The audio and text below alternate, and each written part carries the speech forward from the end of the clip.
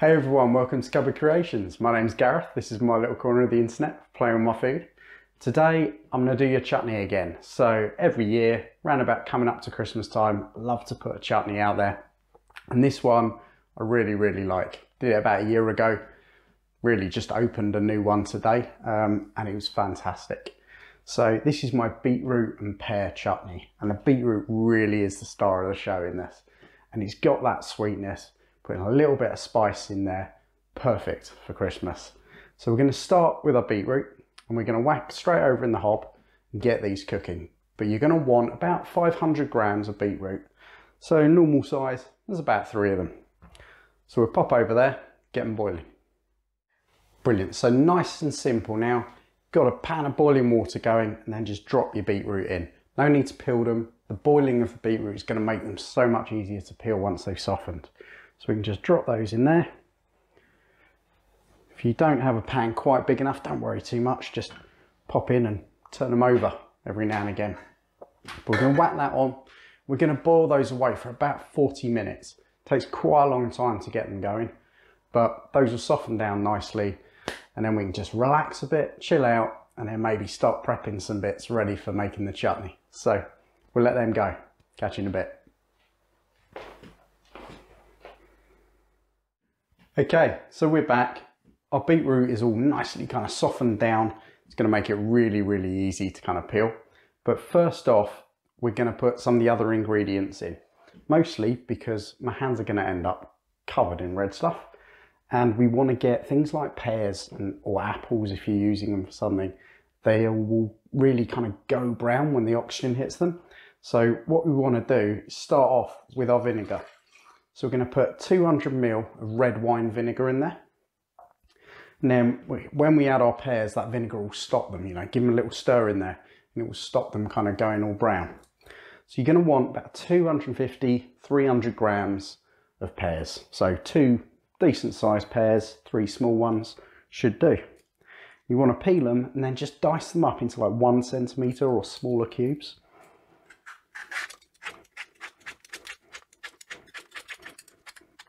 So there we go, that's half of one done. We're looking for like really tiny, kind of really small bits. We just pop them straight in and that will stop them browning off. Brilliant, pears all done.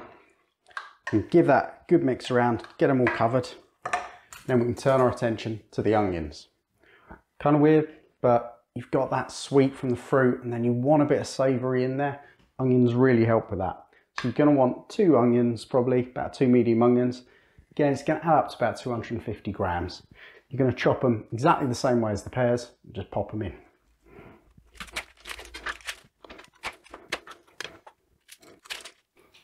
Okay, that was a seriously strong onion, but that's my onions done. So now we're going to turn our attention to the beetroot. Actually, before we do the beetroot, let's keep our hands clean. Let's do that one last. So let's put in some of those spices. So you're going to want some ground ginger. You're going to want half a teaspoon of this. So we can pop that in. And then you're going to want half a teaspoon of ground cinnamon. Again, we're just going to bring a little Christmassy feel to it. So pop that in there. And then we're going to use some cardamom.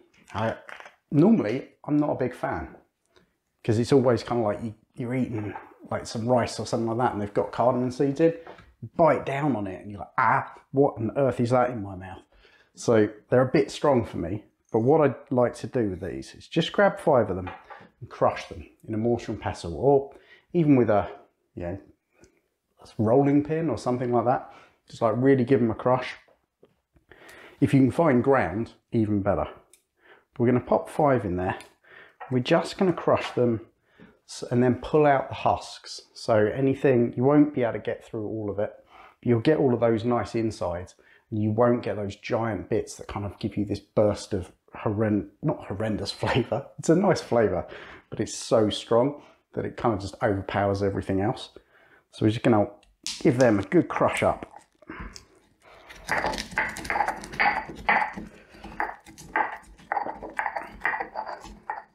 So there you go, that's crushed them down. And then we're left with these little husk bits that we can just get rid of.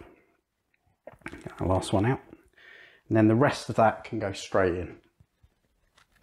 Not a huge amount there, but it's all you need. You don't need tons of this stuff. It's got a really nice strong flavour to it. So give that all a good mix in.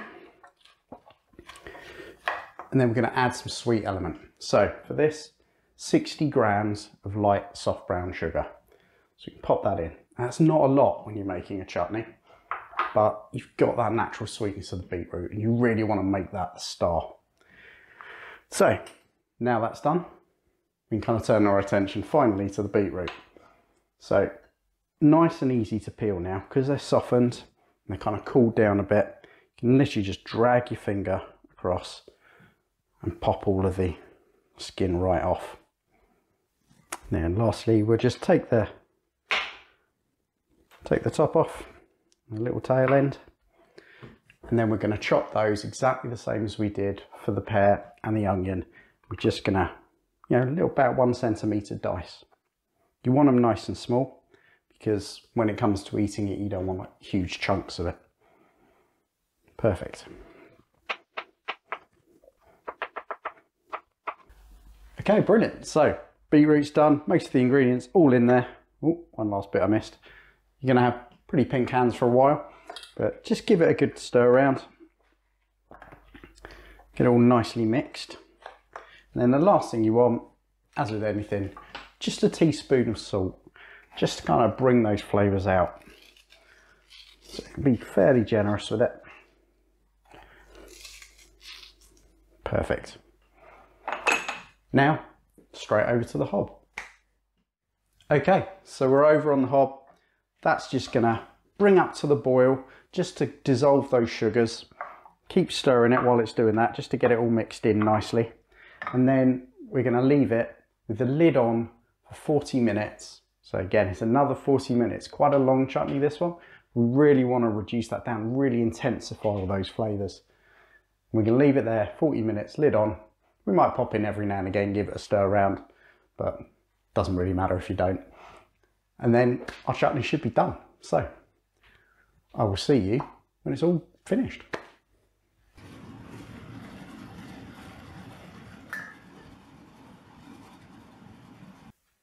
Great, so that's been going now 40 minutes, kind of reduced down. Some of that vinegar's reduced, but you'll still see it's got a bit of liquid in it. But what we're going to do now, just to thicken it up a bit so it really becomes a kind of almost spreadable chutney, is just using your spoon, or a big kind of spoon, wooden spoon or something like that, just give it a squeeze down. You know, squeeze some of those. So you'll end up with a load of little bits, which is perfect. That's exactly what you want. And then some of those will just help thicken that kind of sauce so you get that gloopy consistency. Don't need to go too crazy. Just give it a bit of a bash up. You'll see pretty quick that a lot of that vinegar disappears, becomes a kind of thicker chutney. Perfect. That will do me.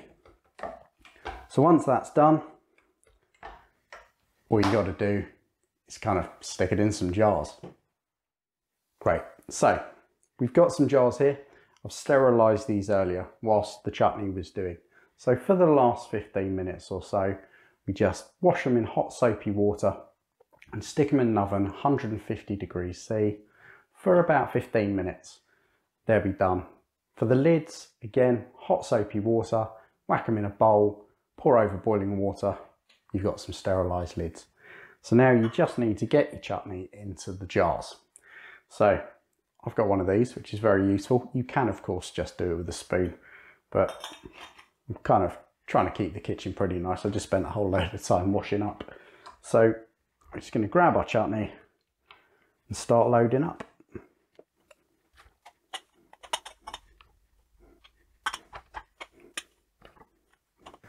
So there we go. To my surprise, that's filled all 4 jars. So you're going to get about 750 ml out of this. So all we want to do, give it a tap down.